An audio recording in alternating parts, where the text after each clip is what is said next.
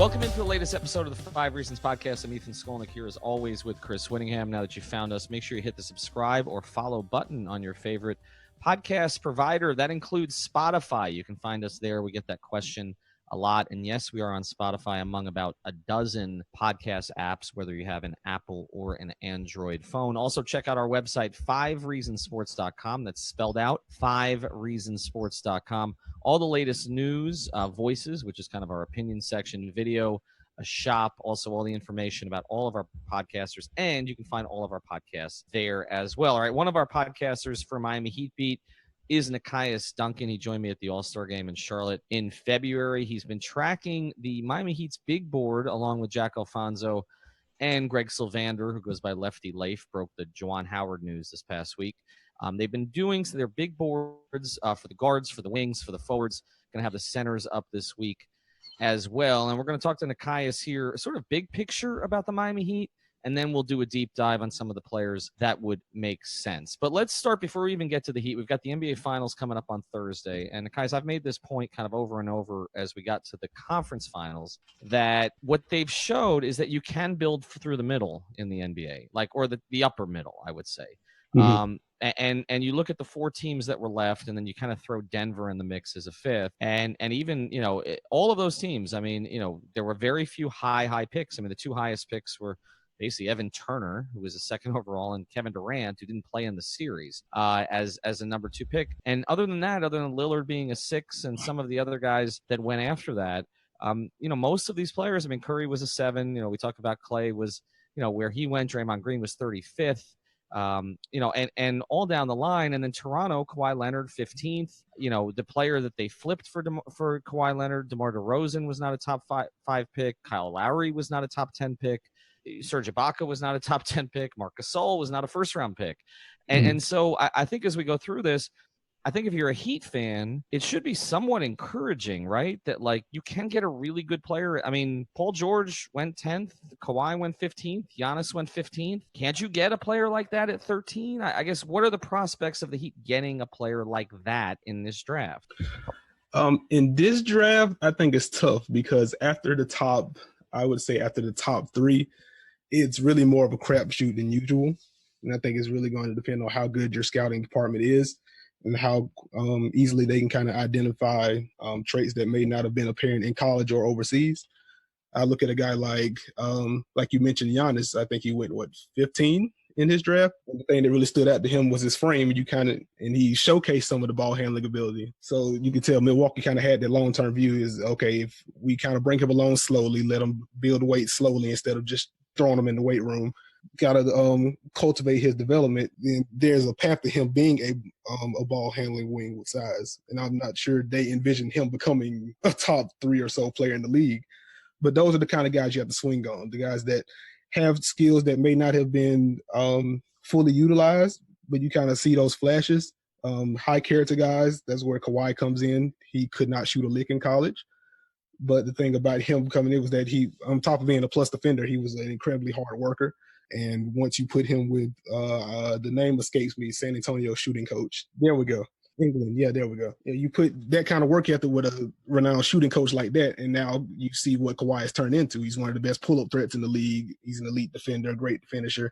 And he has ripped virtually everyone to shreds in this postseason. So I think the onus is going to be on the Heat to kind of find those high character guys with skills that they can kind of build upon. Yeah, I feel like one of the points that I'm going to drive home a lot, and I'm going to ask you to kind of guide me along in this process in terms of picking out some of the prospects is, I would almost say raw. I think raw is what the Heat should be looking for right now. I think they have a few guys that are in the solid realm in Bam, in Justice, and in Josh. I'd say firmly in the solid realm, but I don't think they have a player that's in the spectacular realm. And while we are saying that it's difficult to find, right? And I think even as you say, this is a 3-player draft, and that there are players that have that high ceiling at the top. There are always a couple, even in times in which we can't find it. So who would you kind of classify as upper end athletic, upper end skilled, or upper end ceiling, sort of a combination of any of those ideas that you think could be out there in this draft? I think in this draft, I think you have to kind of start that conversation with Sekou Doumbouya. He's if you're going to try to make that kind of loose Giannis comparison to a guy that has fantastic athletic traits but isn't quite ready yet, I think it's him. 6'9" wing with some ball handling ability, can finish in transition, can defend a little bit, but he's rail thin and he's still kind of learning how to play. So I think you start with him. Bol is probably the most polarizing guy in the draft because he might be the best shooter in the draft at 7'2", but he's also thin as a pencil. So you really have to trust. I mean, you have to trust your training staff that you can kind of reasonably size him up some. But he has upper echelon skill, I think. So I think Sekou, Bol, in terms of skill, Kevin Porter Jr. is another wild card guy. I'm sure we'll get into him a little deeper later in this pod, but he definitely fits the mold as a guy that you want to see more from. But he's flashed elite level shot creation in college and in the high school levels. He had an odd year last year, but I still think that kind of potential is there. We'll probably round out my top 3 in that kind of regard. So I'm looking at some pictures of Riley, at these various workouts, and I'm seeing Chet Cameron next to him, and I'm finding that interesting because I thought Chet quit. So and so I see Chet there, and I know Adam Simon's still involved, and I know obviously that they've got Nick and Andy and others in the big picture decisions. Then Eric has a say, and there's a lot of voices in the room. And I mean, this goes back to the Winslow situation when they were offered all these draft picks, and Pat went to one of those other people I just mentioned who was in the room and said, "Do you want the picks? Because you always say you want the picks, or do you want the player?" And he said, "Take the player." But what's interesting to me about Chet being there is because Chet has kind of been behind, I think, a couple of their better moves lately. And Josh Richardson sticks out, being drafted 40th. And I'm just curious in your mind, because if you were to say how well have the Heat drafted, right, since, and I'm not going to go back to the LeBron years because they weren't really drafting, right? Like they moved up for Norris Cole, right? I mean, but other than that, they didn't do a whole lot because he didn't have a great NBA career. You could argue it was still a good pick, though. He contributed to championship-winning teams. I think that's a pretty solid pick in the late 20s.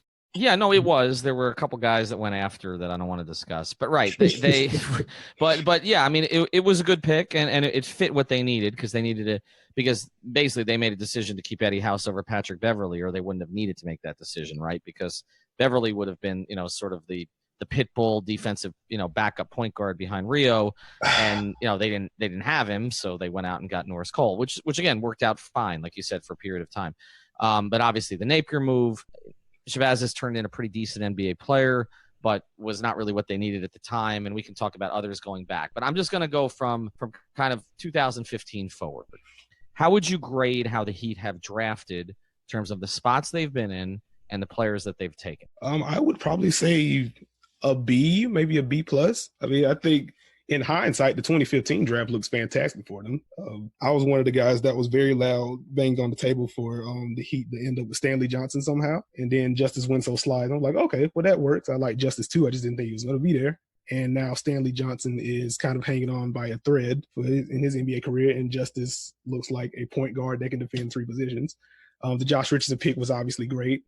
He obviously frustrated the fan base a little bit in his trial run as the number 1 option, but I mean, he's still a very good player on a great contract. I think they nailed that. The Bam pick, one that I didn't really like when it happened because I thought this was just drafting a solid backup big man, a rim runner, and it turns out he can handle a little bit and defend everywhere.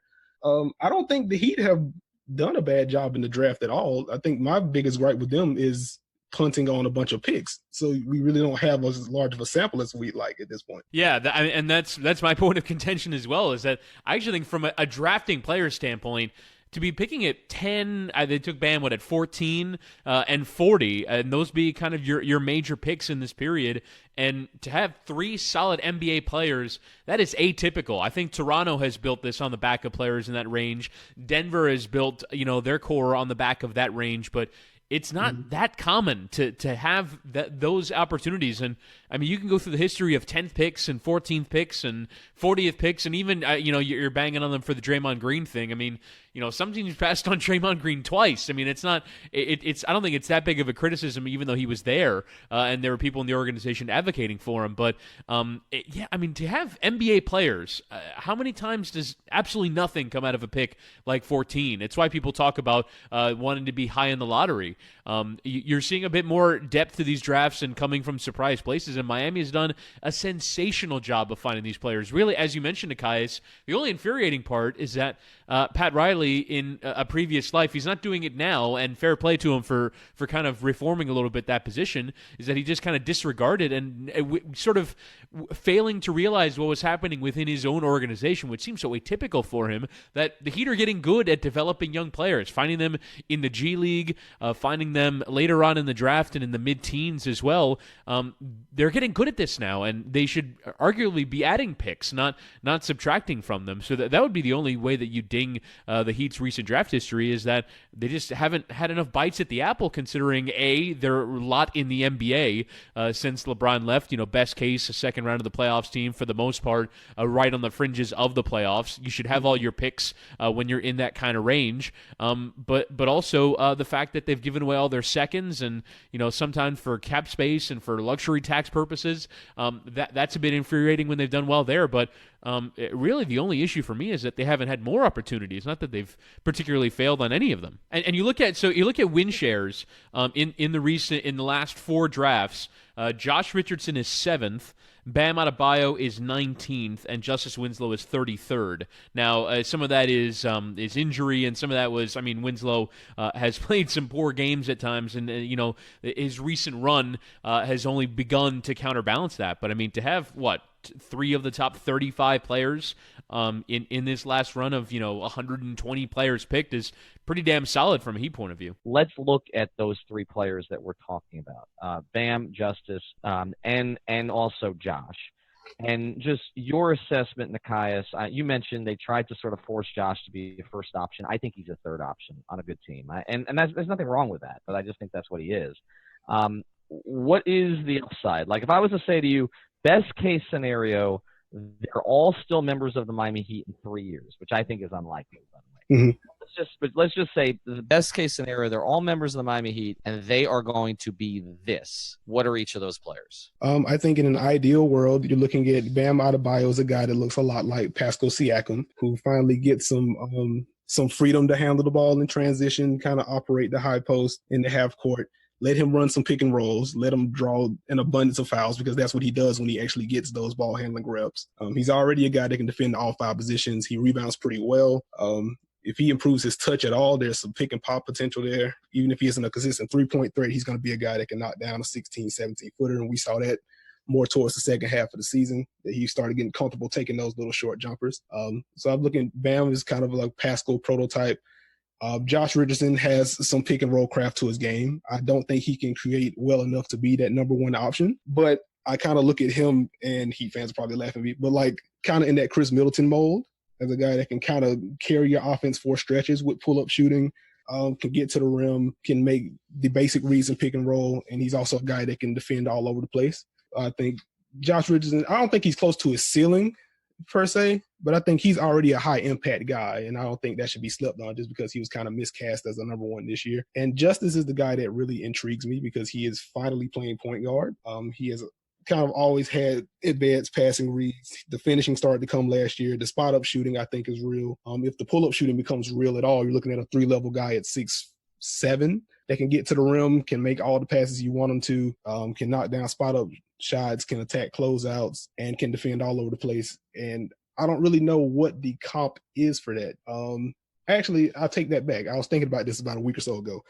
If Justice is fully actualized, is he a slightly bigger Drew Holiday? It's not a bad shout, because I think Drew Holiday leading a team, he's certainly gotten his assist numbers up, but it's generally in the context of, like, for example, New Orleans worked at its best, in my view, when it was him and Rondo, right? It's not him in a sort of a star playmaking role, but in a secondary, but also can be primary playmaking role in minutes when the other ball handler is on the bench. I just wonder, and maybe Nekias, you can answer this question for me.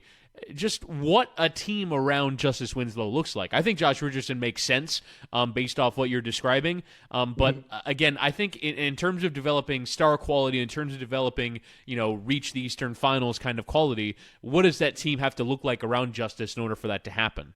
I think they are an elite shooter short of really opening up what Justice can be, because as I said, he can penetrate the basket whenever. He can get to his spots. Getting to his spots wasn't an issue in his second year. He just couldn't shoot or finish anything. So it was just a mess. But he's a guy that can puncture just about any defense you throw at him, just because he's physical, he has a great first step, and he has very good court vision. Josh Richardson is already a very smart cutter. Bam Adebayo is a great screener, smart cutter, very good roll threat. So I think once you add a little bit more shooting around those guys, I think that kind of opens you up for a slightly above average or even a good offense, just because Justice can kind of break defenses down. And then once you put high IQ guys around him or guys that can space the floor, it's going to be kind of harder to slow him down when he gets downhill. Today's episode also brought to you by Doral Toyota. We're excited to tell you about one of our great partners. That is Doral Toyota, where you can find all your favorite Toyota models. Whether you're looking for a new, used, or certified pre-owned vehicle, Doral Toyota is located at 9775 Northwest 12th Street, just a few blocks from International and Dolphin Malls. Experience the Doral difference, which means 4 years complimentary maintenance and roadside assistance on all new vehicles. In-house financing is available for credit-related issues. Also, if you mention 5 Reasons when you call 305-680-1129 or come in the dealership, you'll work with a dedicated manager, not a salesman. Unlike other dealers, Doral Toyota prides itself on an honest and transparent buying process. That's Doral Toyota, DoralToyota.com, or stop in at 9775 Northwest 12th Street. Vamos, let's go, Doral Toyota. All right, so let's move on from those 3 players and let's look at this particular draft. And again, I keep saying this, but before we get into the deep dive on the players themselves, I just want to ask you a sort of a philosophical question here. I have always been, whether it's NFL or NBA, a best player available person.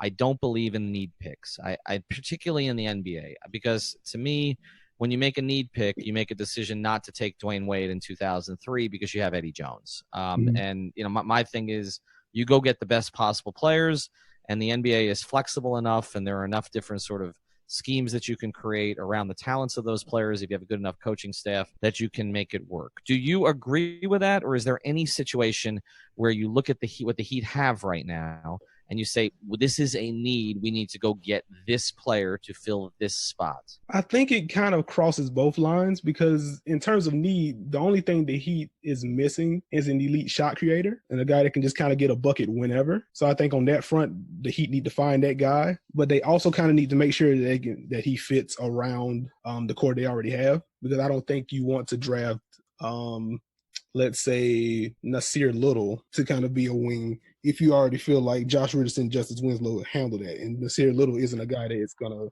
to create shots for himself or others. He's more of a play finisher than a play creator. You want to find a guy that can kind of fit with those guys. And when you look at this Heat roster, for me, the thing that sort of jumps out in terms of, if you're thinking about need or you're thinking about not drafting a player because, they could be redundant, I think the center position is probably the place that is you least need right now. Hassan Whiteside is probably going to pick up his option.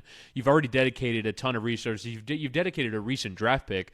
I don't think I wouldn't consider the center position unless you think that Bol is just this ridiculous prospect, and from a shooting standpoint could open up your team and can help it. From a rim protection point of view, that you get sold by it and you go for it, and you take that risk. Other than that, I don't think I'd go for a center in this draft. We've mentioned at times on this podcast the surplus of wings, although I don't think you could have enough of those. I think that's a problem of the rich at the moment in the NBA. If you're thinking about need, it probably would be like a backup point guard type. If there was some, junior or senior point guard that, has marshaled a tournament team for a while and just has this. So I think of Kendall Marshall from a few years back at UNC. I remember watching him in person at the University of Miami, going, that's just a professional basketball player that knows how to run a team. I mean, I think the Heat, if they're drafting for need, could do with one of those. But as I said at the beginning, I think they should be shooting for the stars. So whatever the highest ceiling prospect, not even the best prospect or the guy who can most contribute next year. To me, they should be drafting for ceilings because I think they don't have any on their team. I don't think they have any players at the moment right now that have that superstar ceiling. Isn't Brogdon kind of what you're talking about, right? I mean, that's sort of you're talking. I mean, he was a multi-year college player, right? Yeah. Who comes in and was good right away, and now he's an effective player, on a very, very good team, but he's never going to be a star. I just, if the Heat do something like that, that will drive me insane. It's just, I mean, like you said, they're just not in position to go get one player. I think what's a little odd now, I know you mentioned you can never have enough wings. We were talking last year about the 2-guard position, that they had 6 options at one point, right? Mm-hmm. And now they have 2 that I can see, right? It's just 2. It's Richardson and Waiters. I mean, there's nobody else is left. Ellington's gone. Wade's gone. Tyler Johnson's gone. They've cleared out Magruder's gone. They've cleared out the whole damn position. So, I mean, I don't really want them to draft somebody there because I want Josh to play 35 minutes there a night. And, that's kind of how, that tells you what I feel about Dion. But I just...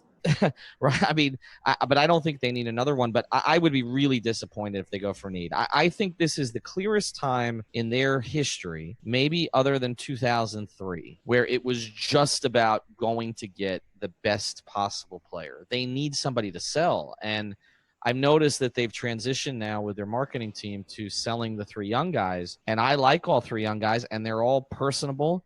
They're all good kids. Like they all get it. Mm-hmm. But I just don't know that they're gonna. I'm not seeing a ton of those jerseys around town, and I don't know how that's gonna work. And the great thing about Dwyane was that it distracted everybody from the problems in the organization, and the bad thing about Dwyane is it distracted everybody from anything that was positive in the organization. Outright. And so now you're at a point where you're sort of starting from ground zero, trying to promote kids who are at this stage not Dwyane, because nobody could be in terms of what his profile is here. Right, so, and I hear in politics now all the time when it comes to the presidential race, it's name ID, and Joe Biden is 100% name ID. Well, Dwyane Wade has 100% name ID in Miami, and I just don't think, again, amongst Heat fans, right, we are talking to that demographic, amongst Heat fans, Justice Winslow and Josh Richardson and Bam Adebayo do, but I don't think just sort of in the cultural relevance in terms of, as you said, wearing a jersey out. I don't think people, people my age are going to go to the wharf wearing a Vice Josh Richardson jersey. I just don't think it's cool to be wearing the jersey of these players, and they just don't have that same recognition. Nor, I mean, would a casual just wants to buy a jersey of any of these players? Now, again, I don't think that's how you make basketball decisions, but I do think once owners get involved, and I think Mickey Arison and the Heat organization have seen without question a windfall from having the last 18 months of Dwyane Wade.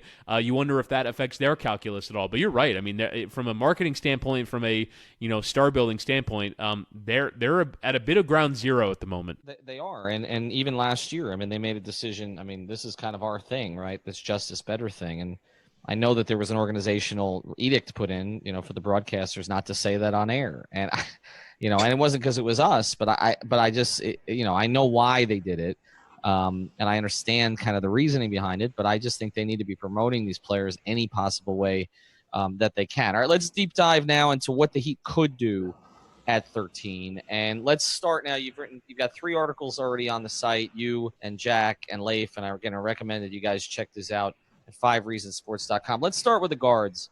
And you have a tier 1 here, and I don't know if this is a guy who's going to make it this far because he could go top 10 easily.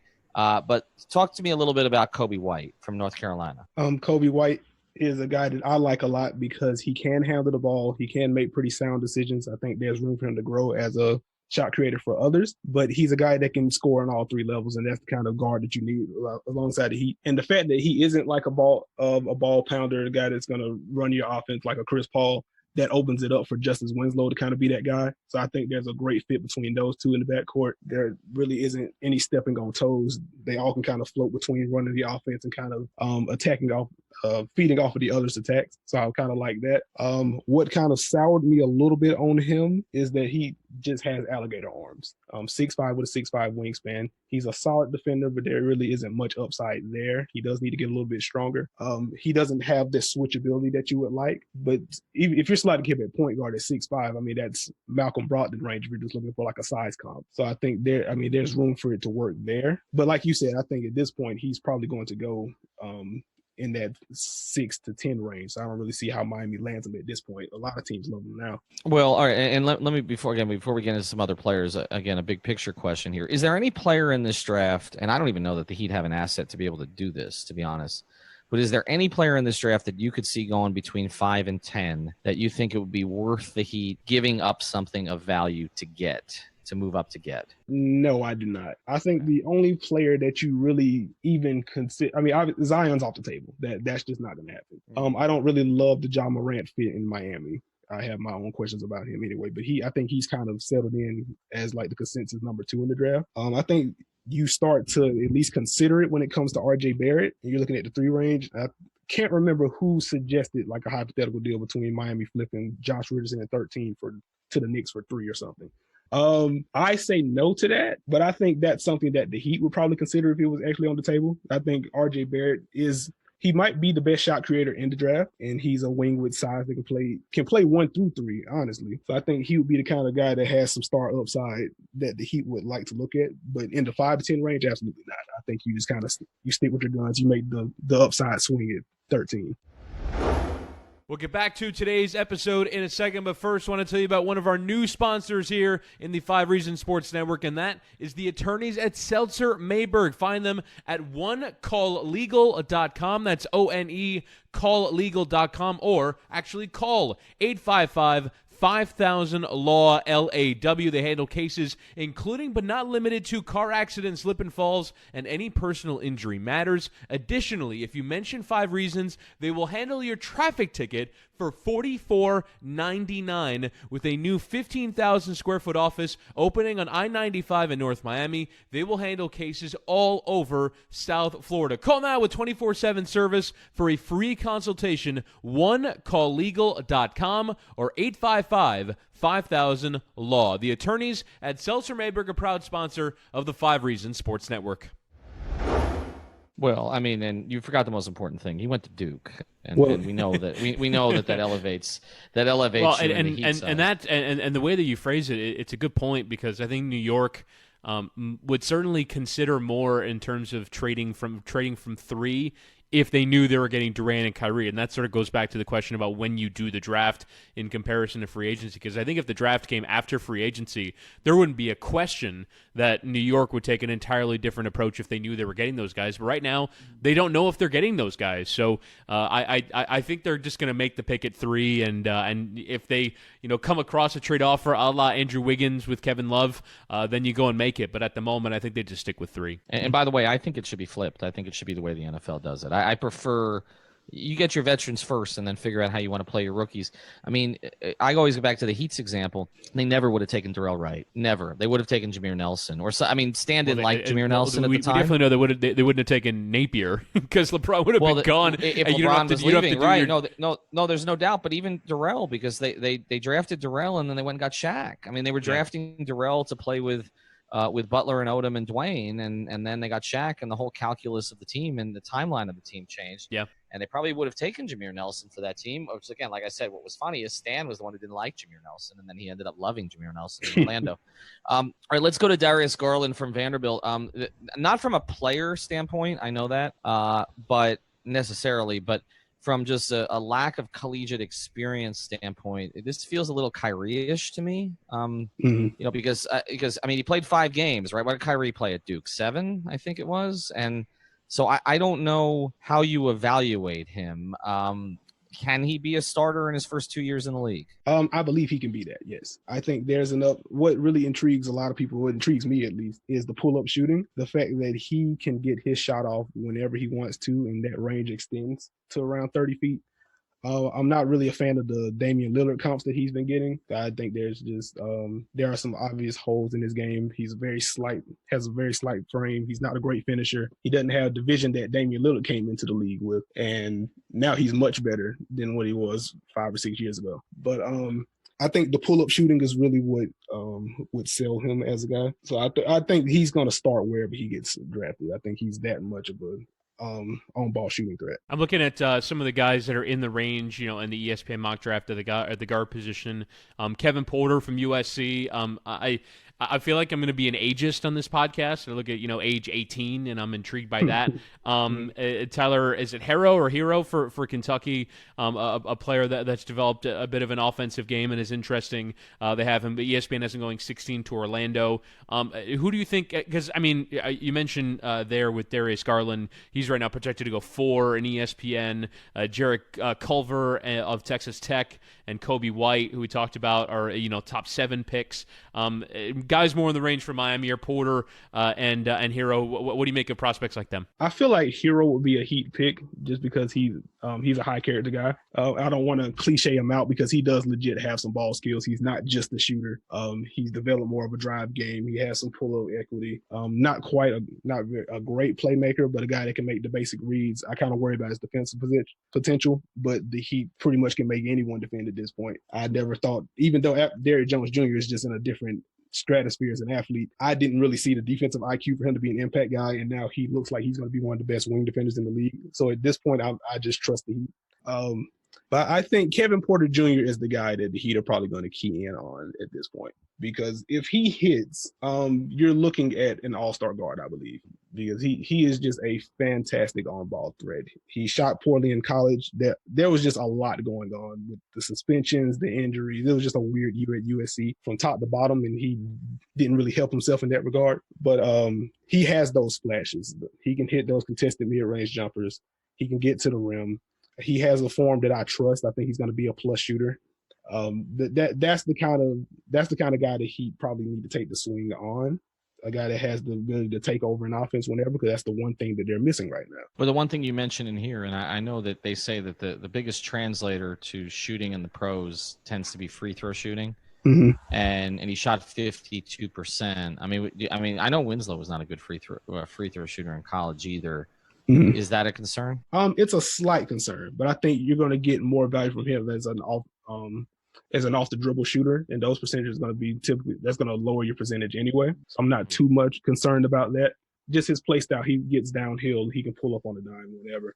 I think he's going to be a tough shot maker. You just have to rein him in a little bit and make sure that isn't all he takes. You don't want him to become a Dion, and that kind of hurts to say. But yeah, I think that's the kind of guy that he need to take that flyer on. So what are the chances? Because the talk out of Chicago, talking to people who were there, was that it just doesn't look like Porter's going to make it to 13, and yet I keep seeing him mocked there by some. So isn't he the kind of guy though? You're talking about a boomer bust player. People just saw what happened with Giannis, and who was a boomer bust player, at least was projected. I know different reasons, but it was talked about that he was going to take a while to get to a certain point. Are we talking about somebody who's not going to be there at 13? I just don't buy it, because I just don't see who takes him that high. Because I heard the same chatter about him possibly going like top 10. I've seen him mocked as high as 5 to Cleveland, and at that point I just don't see Cleveland taking Kevin Porter Jr. over, say, Jarrett Culver if he lasts, or over RJ Barrett if he slips past the Knicks, or a Cam Reddish. I just don't see Kevin Porter Jr. wowing enough teams in the interview room, wowing them enough on court, even though he looks like he's been very good in his workout. I just don't see him going that highly. I think he's going to be available in Miami's range. We'll get back to our episode here in a second, but first I want to tell you about a great new sponsor of the 5 Reasons Sports Network, and that is ShipYourCarNow.com. These guys can move any car, boat, RV, motorcycle, or equipment anywhere you need worldwide. You have a business and need to ship freight or machinery? Call them. College moves, new car, used car, buying the toy you've looked at for a while? Call them. These guys can ship it all, so give them a call. Here's the number, 1-800-264-4644. That's 1-800-264-4644, or visit shipyourcarnow.com/5 reasons. Also make sure to mention 5 reasons on the phone. I wish they'd had this when I was going to college. This would have been great for me. I needed to get my car down from Baltimore to Florida. I ended up taking the auto train. You don't want to take the auto train. Ship your car, fly. No job too big or too small. Ship your car now. Moves it all. All right, let's give you a couple more guards here before we move on to some of the wings. Romeo Langford from Indiana, who's 6'6", which, that's attractive. And then you had under the radar here Tyler Herro, the Kentucky freshman, who I know is one of the better shooters in the draft. And I know we said Giancarlo Navas hates this guy. You wrote in the in your piece here. What do you think would be his upside? And also another one you mentioned was Carsen Edwards, who actually, made it to his junior year at Purdue. I'm not particularly high on Carsen Edwards. I think he's more gunner than shot creator. I know he had like a ridiculous workload at Purdue, so I think that hinders his numbers a bit. He had to do just about everything, but he's a very small guy, a short, stocky guy. There really isn't much defensive upside there, and I'm just not sure if he shoots well enough to kind of warrant a draft slot. Miami have to trade into the second round or just trade all the way out of the first to even reasonably get him. So I don't think it's that much of a possibility, but I'm not too high on him. Harrell would be fine as a trade back candidate, I think. I don't see the Devin Booker type thing to where he was kind of hitting it Kentucky. I do think he has more on-ball skills that he's been able to show, but I don't see that kind of upside at all. I don't think he has that kind of feel to his game. Romeo Langford is interesting. If he shoots at all, I think he's going to be one of the best players out of this draft class. I think you mentioned 6'6". He also has a 6'10" wingspan. He can defend very well. He's probably the third best finisher in this class behind Zion and Brandon Clark. So I think that would be a great fit. If you want Josh Richardson to slide at the 2 long-term, Romeo Langford has the size and the length to kind of be that long-term 3 for you. You would just have to hope that he could get his 3-point shot under control. He actually came into college known as a guy that can knock down shots, but he shot 27% from 3 last year. He did play with, I believe it was a wrist injury. It was either a wrist injury or a hand injury. He played through that. So I think that hindered his shooting splits a little bit. And even then, he shot over 70% from the line. So I think there's room for optimism there. If he shoots, I think the Miami Heat would love him. He works hard. He defends well. He's a great slasher. If the shot comes, he's going to be an all-around player. I do like Romeo Langford quite a bit. All right, let's move on. Actually, before we get to the wings, let's look at some forwards here, just because I'm sort of curious for your opinion on this player. Another player who's been mocked to the Heat a lot is Brandon Clark, and there seems to be a lot of disparate opinion on him. Mm-hmm. And kind of what the actual upside is, for the Gonzaga junior. What are your thoughts of him being there at 13, and what are your thoughts about the Heat taking him? It seems not to be very popular on Heat Twitter, but for me, if Brandon Clark is available at 13, you send the pick in before Adam Silver can sit down or Mark Tatum sits down, whoever's running it. You send the pick in ASAP. He's at worst the second best defender in the class. He's an incredible finisher. He's a good passer. He's a guy that can make passing reads off the short roll situations. Great finisher. There isn't much bad to say about him. You don't like the arms, but he's an explosive athlete. He's a great shot blocker despite the lack of wingspan. Strong guy, can punch above his weight, switchable. He's basically the best parts of Bam Adebayo, but he can actually finish non-dunk attempts. So, I mean, there's just a lot to love about Brandon Clark. I get the age thing. I get the wingspan thing. You need the 3-point shot to kind of develop, but he shot relatively well from the free throw line for his role. And he has elite touch. So I don't think it's hard to project him being a plus spot-up shooter, at least. And that's really all you need him to do, because he can do everything else. My ageism is kicking in right now, though. So I guess my question would be, why was he in college for so long? 22 to be coming out of the draft, to be 23 before his first NBA game. I mean, it's a pretty major concern for me, because to me, and this is harsh, right? Because you've seen older players come out and do well, and Josh Richardson has certainly done that. But Josh Richardson is hitting his stride right now, and he's 26.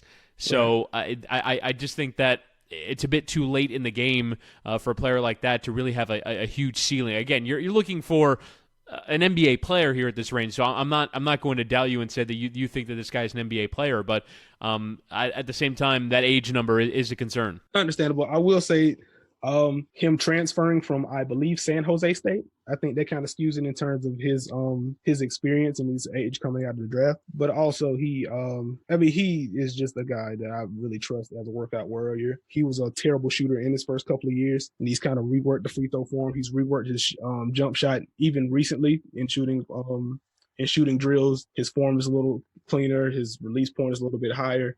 And again, he has elite touch, so I think that's a little translatable for a guy that works as hard as he does. If he irons out the kinks of his jumper, I think that comes. And then you're looking at one of the most complete prospects in this year's class. And this class is such a crapshoot. It's kind of hard to pass on a guy that plays the game and feels the game as well as he does. All right, now we talk about guys that could be fits from a positional standpoint. And one guy who jumped out to you guys was P.J. Washington from Kentucky, where we know that we talk about the Heat having, bigs, all three of which seem better suited to play the five, right? And so unless we want a heavy dose of either James Johnson, which I don't think we do, or a heavy dose of Derrick Jones Jr. sort of kind of out of position. I don't really know what his position is going to be yet, but it's not ideal. And then, you kind of have to figure out what the combinations are. That P.J. Washington from Kentucky may make some sense. What do you like? I think Leif actually nailed this one down. He loves P.J. Washington. He's heard quite a bit about him. I'm just now kind of catching up to the hype. I've been hearing and seeing him mock to the Heat for like a month and a half, and people are asking me about him on Twitter. I'm just like, I haven't gotten to him yet. I don't know. But now that I've kind of started to dig in, watch some tape, read a bunch of people that I trust, I'm starting to warm up to P.J. Washington quite a bit. 6'8" guy, I think he's going to be a 4 at the next level. And the fact that he can already shoot is a plus. If you're sliding Bam as the 5 of the future, P.J. Washington seems like a great fit there. Does have some attack ability, though he does need to get a little bit better as a finisher. Can defend a little bit. I think as he gets more experience, kind of becomes a better team defender. I think that's going to be a great fit there. And again, I trust the Heat to develop those guys in a team defensive standpoint. I like PJ. If you're having Bam at the 5, you're gonna need a guy at the 4 that can really shoot, and PJ Washington can do that. And if there's upside for more, that's just gravy. Sekou Doumbouya is an interesting player to me. First off, the Heat I don't think have done nearly enough from an international standpoint in terms of drafting and developing. Again, this is an area that they're good at now. They haven't really done it with international players, so that intrigues me. Right now on ESPN, he's mocked at 9, so that might be a bit too high for him. But the other thing, too, that might start to happen is players like him that are 18 years of age are coming off of pro seasons, like Luka Doncic coming into the league and playing well after playing professional basketball. Doumbouya as well, playing in France professionally before coming over to the U.S. and moving into the NBA. The fact that he has that level of pedigree is something that's intriguing to me.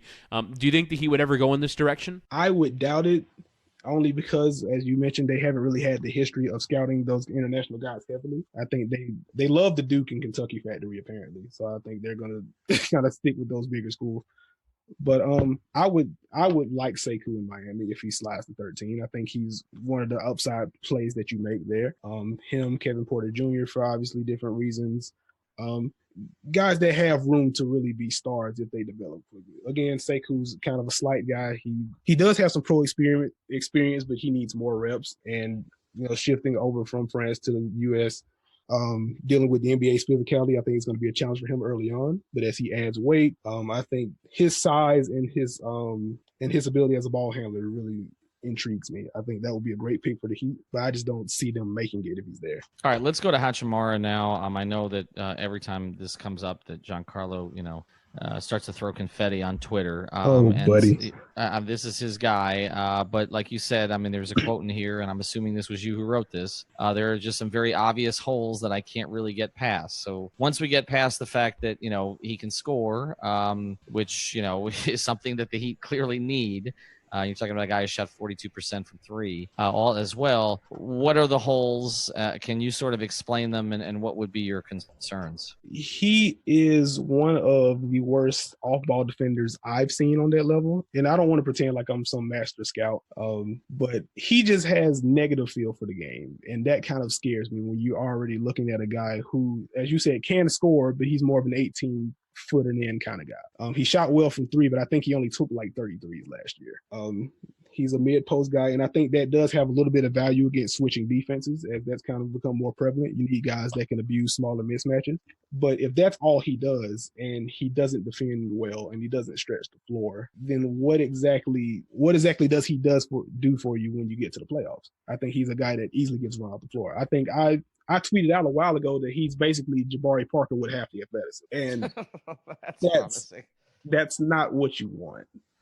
Not now, it's not. At the time, Yeah. it was, right? It was the number 2 pick in the draft. But Oh, no, it's definitely well, yeah, and I think there are others like through the year. It's funny, we talk about Duke a lot, right? But I mean, there have been some busts out of there of late, right? I mean, Okafor, right? And Winslow has not been, but you look at Okafor, you look at Parker.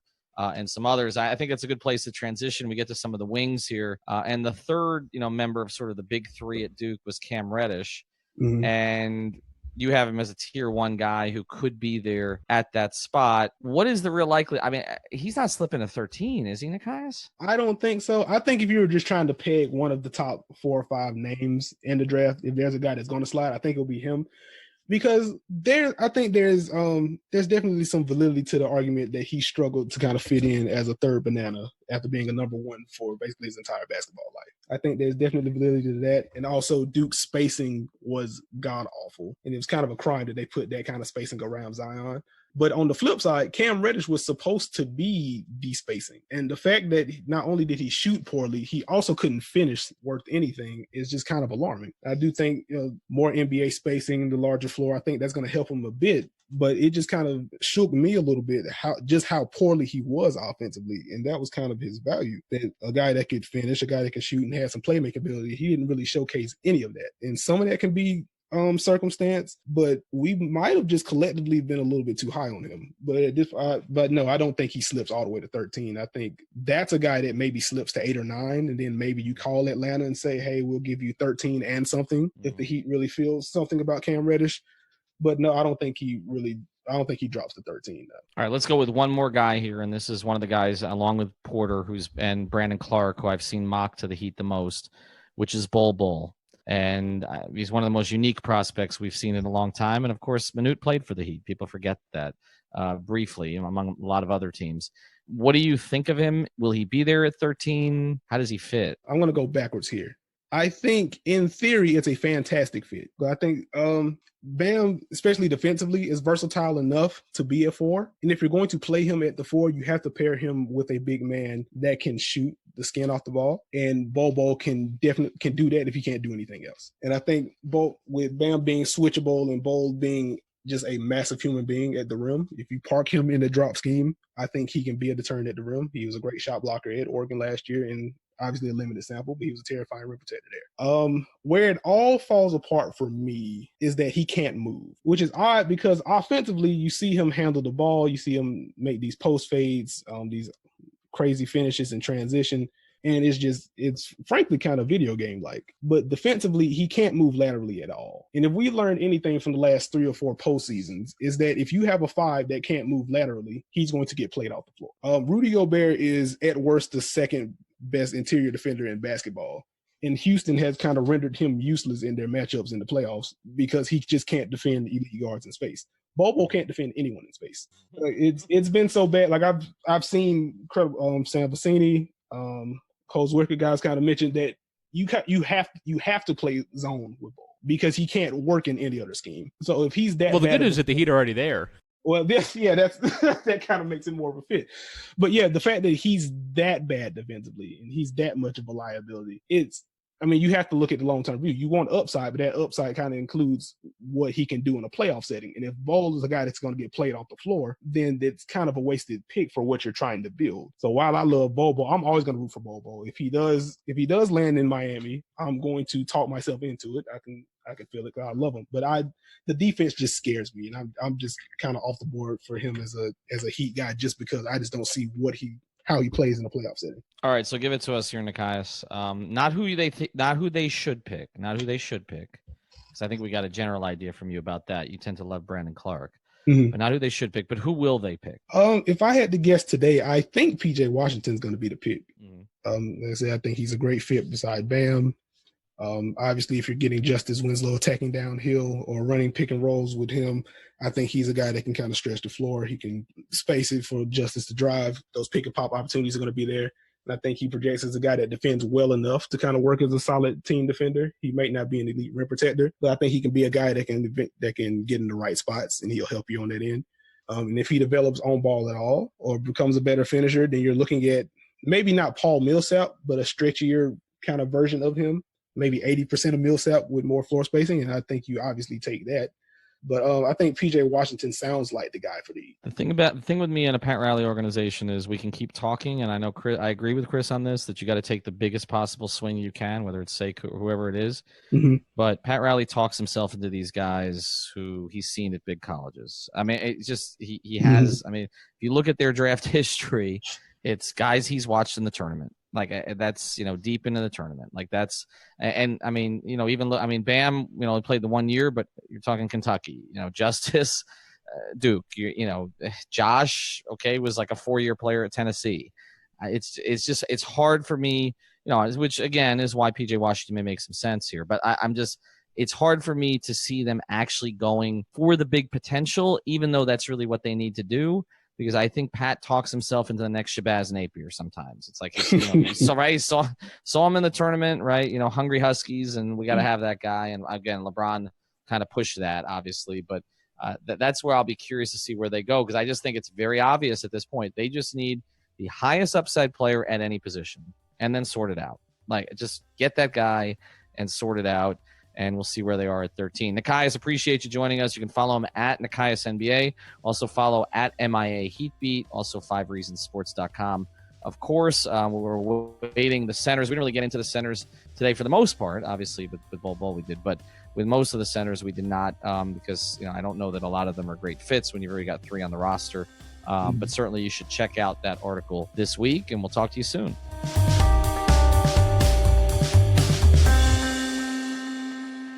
Thank you for listening to the 5 Reasons Podcast. Thank you so much.